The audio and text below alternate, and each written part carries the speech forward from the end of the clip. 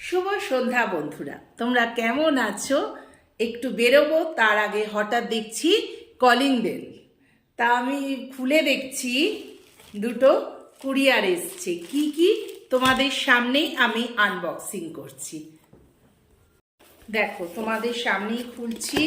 কি দিয়েছে দেখি, যা করে না, এইটুকু ফুল এসছে। এই দেখো, এইটা একটা, আর এইটা একটা, এই দুটো ফুল এসছে। এবার এইটা দেখি কি আছে। এবার এই ঝুলি থেকে কি বেরোয় দেখি। একটা হার অর্ডার দিয়েছিলাম, মনে হচ্ছে তো সুবিধের হবে না।